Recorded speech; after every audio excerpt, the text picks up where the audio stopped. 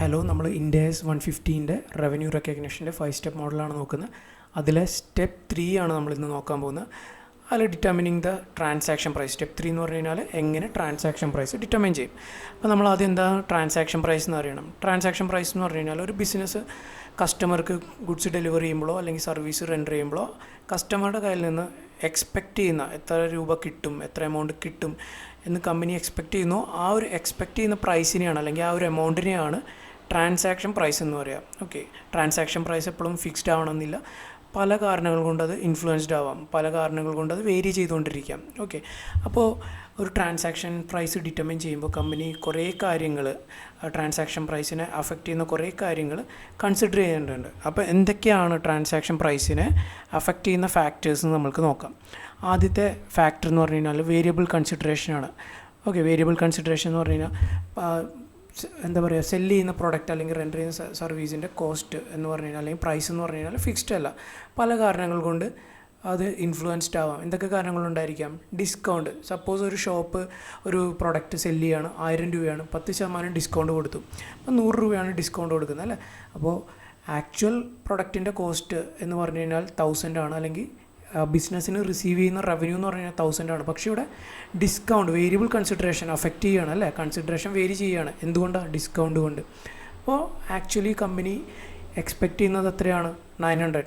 1000 ആണ് പ്രൈസെങ്കിലും company expect ചെയ്യുന്ന price, okay, ആ ഒരു പ്രൊഡക്റ്റ് സെല്ല് ചെയ്ത് കഴിഞ്ഞാൽ കമ്പനിക്ക് റിസീവ് ചെയ്യുന്ന കമ്പനി എക്സ്പെക്റ്റ് ചെയ്യുന്ന പ്രൈസ് എന്ന് പറഞ്ഞാൽ 900 ആണ്. അപ്പോൾ ട്രാൻസാക്ഷൻ പ്രൈസ് ഇവിടെ 1000 അല്ല, 900 ആണ്. അപ്പോൾ ഒന്നാമത്തെ കൺസിഡറേഷൻ അല്ലെങ്കിൽ ഒരു ഫാക്ടർ അഫക്റ്റ് ചെയ്യുന്ന കൺസിഡറേഷൻ അഫക്റ്റ് ചെയ്യുന്ന ഫാക്ടർ എന്ന് പറഞ്ഞു കഴിഞ്ഞാൽ ഡിസ്കൗണ്ടാണ്. രണ്ടാമത് റീഫണ്ട്. നമുക്കറിയാം, നമ്മൾ ആമസോണിൽ അല്ലെങ്കിൽ ഫ്ലിപ്കാർട്ടിലൊക്കെ പർച്ചേസ് ചെയ്യുമ്പോൾ ചില പ്രൊഡക്റ്റുകൾക്ക് ഒരു റിട്ടേൺ പോളിസി ഉണ്ടാവും, ഒരു റിട്ടേൺ ഓപ്ഷൻ ഉണ്ടാവും. യൂസ് ചെയ്തിട്ട് 7 ദിവസത്തിനുള്ളിൽ അല്ലെങ്കിൽ 10 ദിവസത്തിനുള്ളിൽ അല്ലെങ്കിൽ 14 ദിവസത്തിനുള്ളിൽ നിങ്ങൾ സാറ്റിസ്ഫൈഡ് അല്ല എന്നുണ്ടെങ്കിൽ നിങ്ങൾക്കത് റിട്ടേൺ ചെയ്യാം, ഫുൾ റീഫണ്ട് തരുന്നുള്ള അല്ലേ. അതുപോലെ ഇവിടെയും അപ്പോൾ ഒരു ബിസിനസ് ഒരു കസ്റ്റമർക്ക് ഒരു പ്രൊഡക്റ്റ് സെൻഡ് ചെയ്തു, കസ്റ്റമറുടെ അടുത്ത് പറയുകയാണ് നിങ്ങൾ സാറ്റിസ്ഫൈഡ് അല്ല എന്നുണ്ടെങ്കിൽ അല്ലെങ്കിൽ എന്തെങ്കിലും ഡിഫക്റ്റ് ഉണ്ടെന്നുണ്ടെങ്കിൽ നിങ്ങൾക്ക് 7 ദിവസത്തിനുള്ള റിട്ടേൺ ചെയ്ത് കഴിഞ്ഞാൽ റീഫണ്ട് കിട്ടും. അപ്പോൾ കമ്പനി എക്സ്പെക്റ്റ് ചെയ്യുന്ന പ്രൈസ് എന്തുകൊണ്ട് അഫക്റ്റ് ചെയ്തു? റീഫണ്ട് കൊണ്ട് അഫക്റ്റ് ചെയ്യപ്പെടുകയാണ് അല്ലെങ്കിൽ ഇൻഫ്ലുവൻസ് ചെയ്യുകയാണ്. അപ്പോൾ ട്രാൻസാക്ഷൻ പ്രൈസിനെ അഫക്റ്റ് ചെയ്യുന്ന 2 കാര്യങ്ങളിൽ ഒന്ന് ഡിസ്കൗണ്ട്, ഒന്ന് റീഫണ്ടാണ്. കൂടാതെ മൂന്നാമത്തെ എന്ന് പറഞ്ഞു കഴിഞ്ഞാൽ ബോണസ്. ഒരു കോൺട്രാക്ടർ, ഒരു റിയൽ എസ്റ്റേറ്റ് ബിസിനസ് കാരനെ നമ്മൾക്ക് എടുക്കാം ഒരു എക്സാമ്പിളായിട്ട്.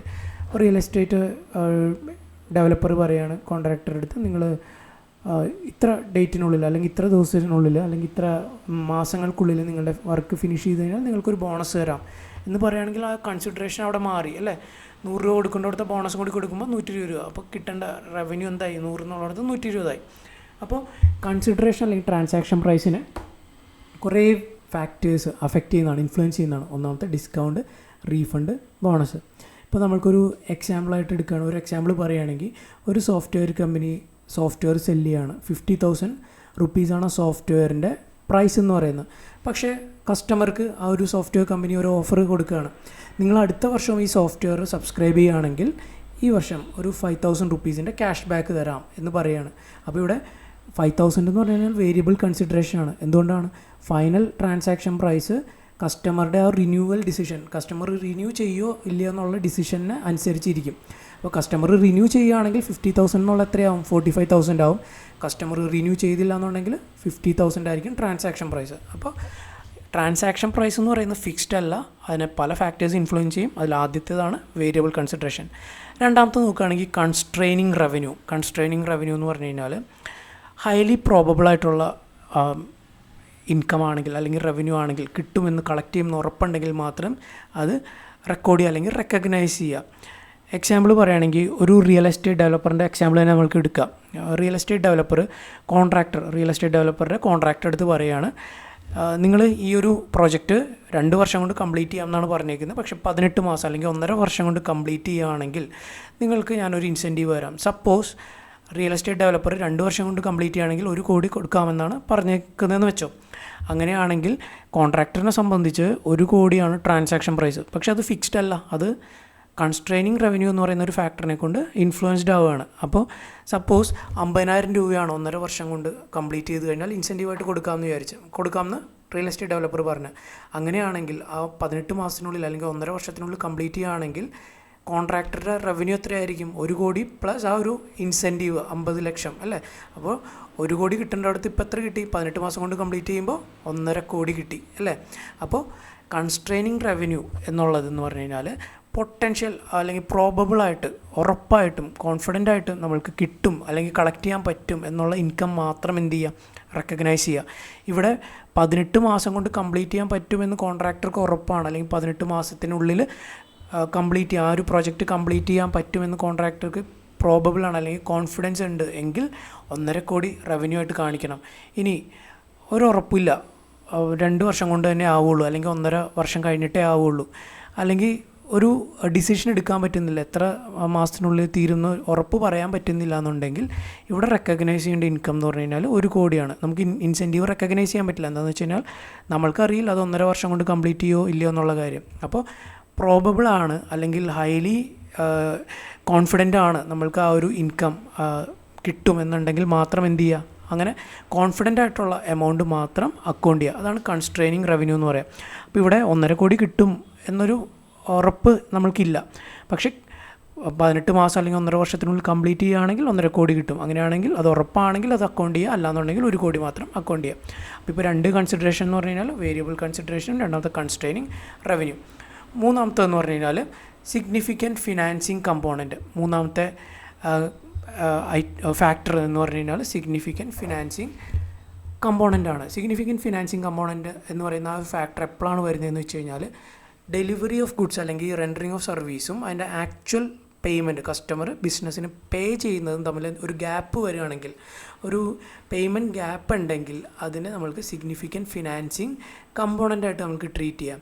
സപ്പോസ് കാറ് മേടിക്കുകയാണ് ഒരു കസ്റ്റമർ, അപ്പോൾ കാർ ഡീലർ അടുത്തു നിന്നാണ് കാറ് മേടിക്കുന്നത്. അപ്പോൾ കാർ ഡീലറുടെ അടുത്ത് പറയുകയാണ് ഞങ്ങൾ കാറിൻ്റെ പ്രൈസ് 2 വർഷത്തിനുള്ളിൽ പേ ചെയ്ത് തീർത്തോളാം എന്ന് പറയുകയാണ്. അപ്പോൾ അവിടെ ഒരു ടൈം ഗ്യാപ്പ് വരികയാണ്. ആക്ച്വൽ പേയ്മെൻറ്റും ഡെലിവറി ഓഫ് ഗുഡ്സും തമ്മിലൊരു ഗ്യാപ്പ് വരികയാണ്.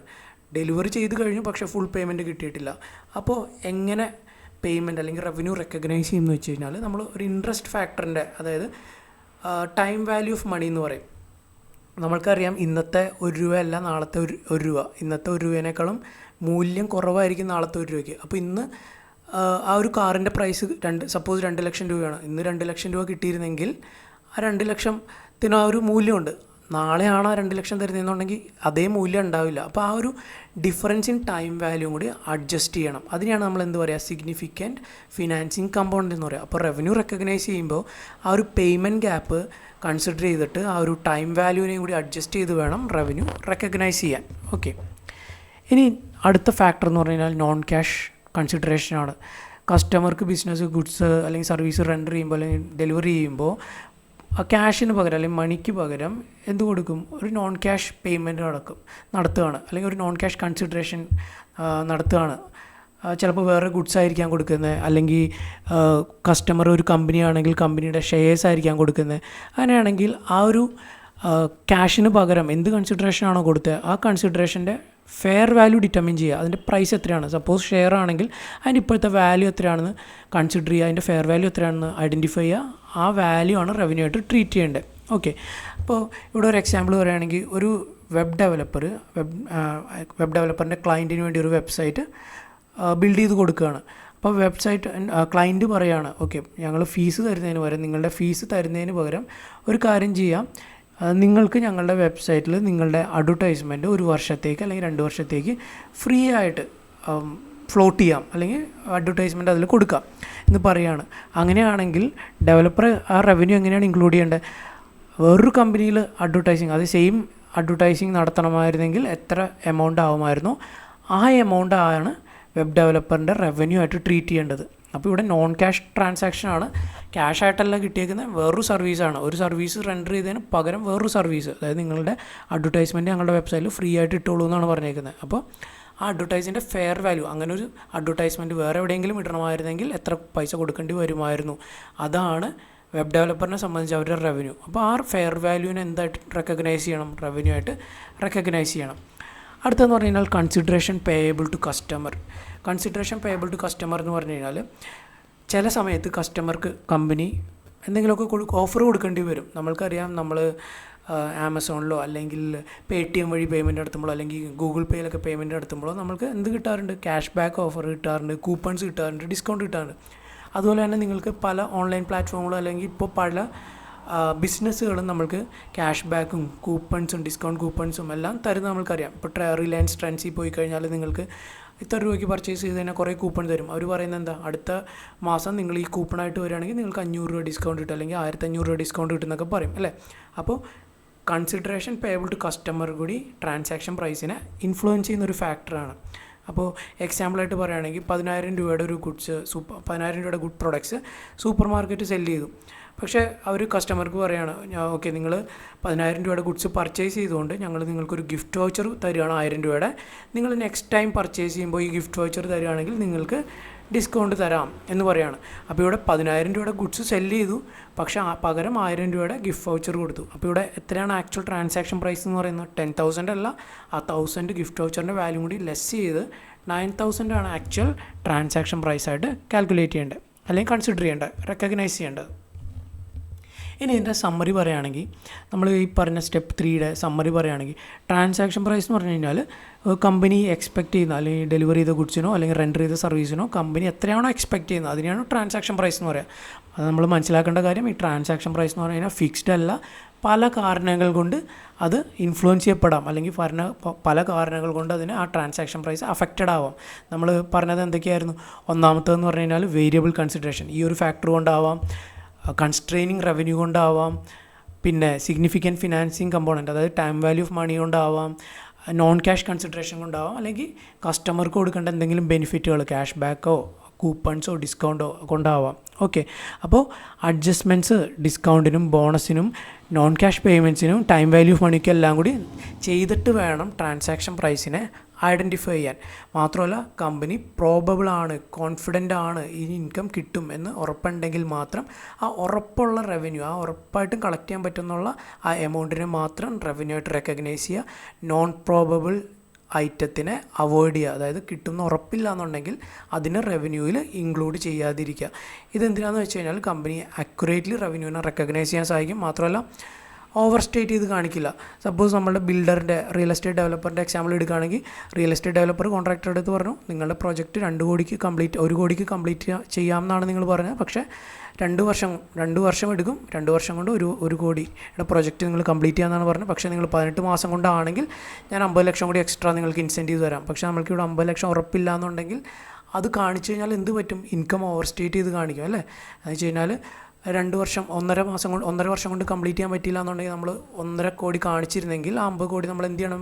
പിന്നെ റിവേഴ്സ് ചെയ്യാൻ നടക്കണം. അപ്പോൾ ഓവർ സ്റ്റേറ്റ്മെൻറ്റ് ഓഫ് ഇൻകം ഇല്ലാതിരിക്കാനും എന്താവശ്യമാണ്? ഈ ട്രാൻസാക്ഷൻ പ്രൈസിൻ്റെ അക്യുറേറ്റ് ഡിറ്റർമിനേഷൻ ആവശ്യമാണ്. അപ്പോൾ ഈ ഒരു സ്റ്റെപ്പ് 3 എന്ന് പറയുന്നത് റവന്യൂ റെക്കഗ്നിഷൻ്റെ കാര്യത്തിൽ വളരെ ഇമ്പോർട്ടൻ്റ് ആയിട്ടുള്ളൊരു ഫാക്ടറാണ്. അപ്പോൾ ഇത് നിങ്ങൾ നോക്കുക, ഡൗട്ട് എന്തെങ്കിലും ഉണ്ടെങ്കിൽ ചോദിക്കുക. Thank you.